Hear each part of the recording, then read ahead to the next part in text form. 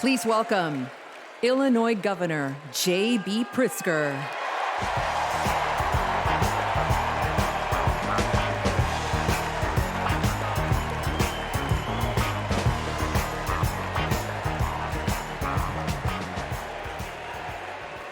Fellow Democrats, welcome to Chicago. We're a great American city in a proud blue state. Our patriotism was formed in frost and in fire, and in the steel we forged to survive both. Our love of country has been a tapestry of faith that weaves from Abraham Lincoln reuniting a house divided to Barack Obama declaring blue states and red states make one United States.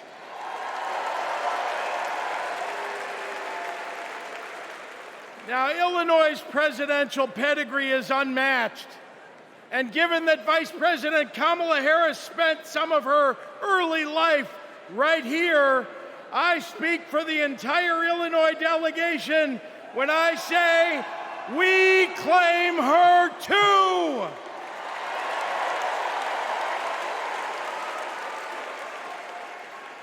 Now, one president we will never claim is the con artist the Republicans nominated in Milwaukee last month. Donald Trump once called Chicago embarrassing. To quote a great Chicagoan who won 6 world championships on these very grounds, we take that personally.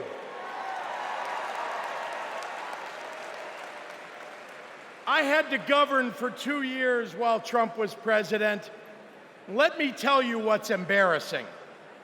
In Illinois, we passed a massive bill to fix our roads and bridges. When Donald Trump proposed his own plan, he turned right around and called it stupid. We eliminated the grocery tax. Donald hasn't been in a grocery store since his first bankruptcy. Illinois invested in clean energy and the jobs it brings. Donald claimed that windmills in the ocean made the whales a little batty. During COVID, we supported small businesses and jobs. And Donald told us to inject bleach. Donald Trump thinks that we should trust him on the economy because he claims to be very rich. But take it from an actual billionaire.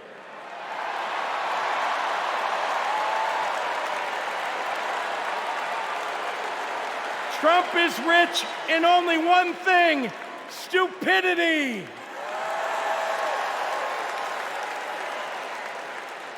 Now, I meet with business leaders all the time, and there's one universal thing they all need: people.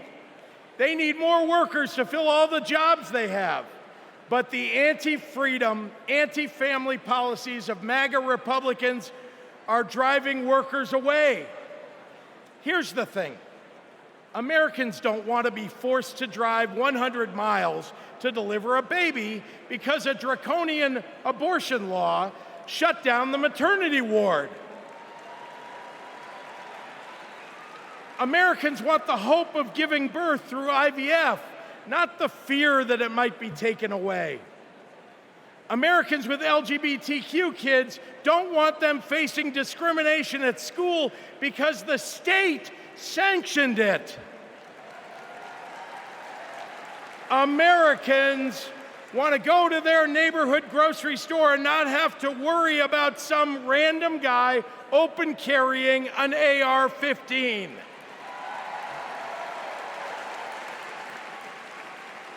Americans don't want their kids to be taught in history class that slavery was a jobs program. And if Americans are black or brown, they want to get promoted at work without being derided as a DEI hire for the sin of being successful while not white.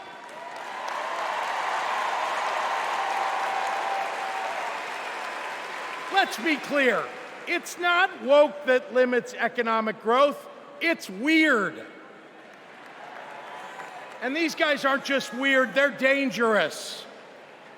Democrats are for lower taxes and higher wages, less inflation and more business growth. We just think it's wrong to craft those policies for Elon Musk and not for everyday working people. That includes a secure retirement and good health care.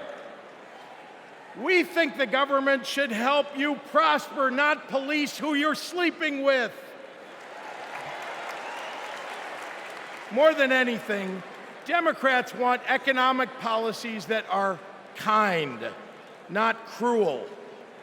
But Trump chooses cruelty every time. After all, everything he's achieved in his own life has been by hurting someone else. Kamala Harris and Tim Walz, well, they've spent their lives lifting people up, not pushing them down. They know that a White House that leads with kindness looks at someone who is struggling and sees not what they might cost society, but what they might create for it. Americans want policies that give every American a chance to make it to the middle class. They want to grow small businesses, and Democrats want to cut taxes for everyday people. More than anything, Kamala Harris and Tim Walz want a country where we can all live with a little serenity. The serenity that comes with a balanced checkbook, an affordable grocery bill, and a housing market that has room for everyone. And if there's one thing I know about Donald Trump, he's not bringing anyone any kind of serenity.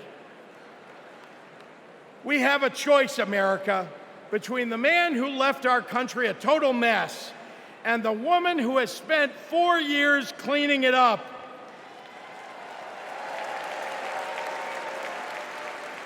And I think it's time we stop expecting women to clean up messes without the authority and the title to match the job.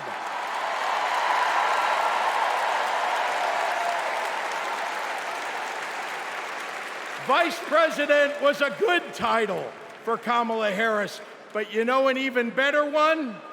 President of the United States of America. Let's go get 'em!